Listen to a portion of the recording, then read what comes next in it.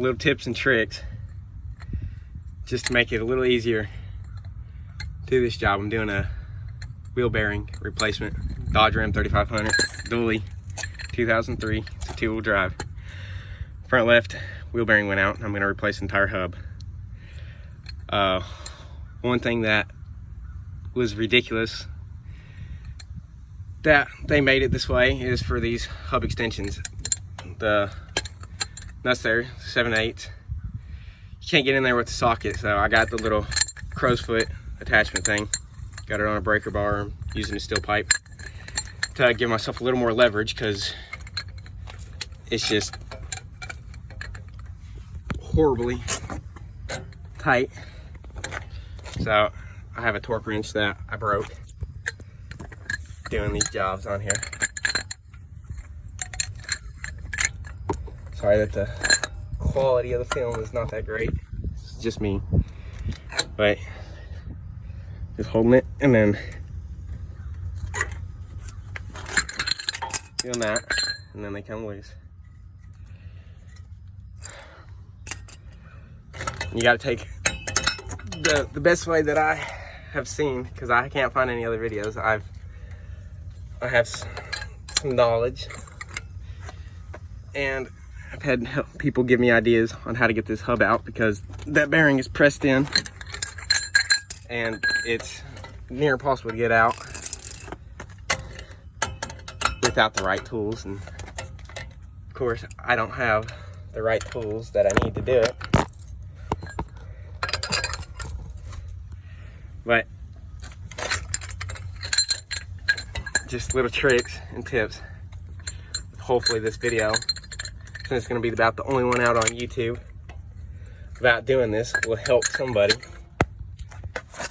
because I sure wish that I had been able to find a video on how to do this from somebody on YouTube, because I looked and there was nothing out there on how to get this bearing out an easy way. The only video that I could find was someone saying to heat it up with a torch and beat it out with a sledgehammer. Got a few ideas I can try. Hopefully they'll work and be easier than heating up and beating out a sledgehammer. Got the nuts out to get the hub off. I'm having to rotate it while beating it with a hammer. I've got it now where it's loose. You just rotate it around and beat it with a hammer, and it'll eventually slide off. Then you get to here, then you got to take your caliper off, take the mounting bracket off for the caliper as well. So I just normally just take off the 2 big bolts and take the whole mounting bracket off, and then let it sit on a block down here. So in the process of getting it off, the rotor, I could not get the rotor broke loose. I tried to go to O'Reilly's to get a bearing puller. They have bigger ones there that can stretch up to 11-inch diameter. They didn't have one that would fit my rim or my rotor. So the only other way I could think of how to get it off is where the caliper bracket mounting bolts go through. You're gonna get a bolt, you're gonna feed it through and have washers on the end and a nut there. And you're going to get a wrench that will fit this nut here. I can't get it on right now, but I think you get the idea. Get it on there. Yep, there we go. And then you're gonna get this one. I need to use a wrench on because I couldn't get the socket in there. But then you just tighten it down, and it slowly is pushing it off. You can see where it's offset now, where it's just pushing it right off.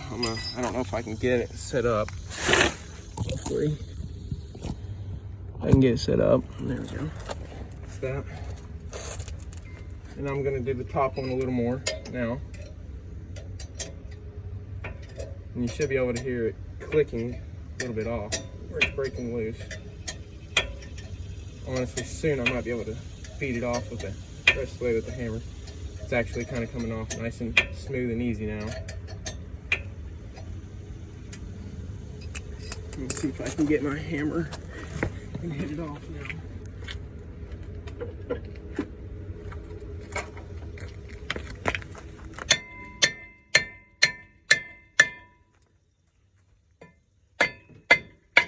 And there it is.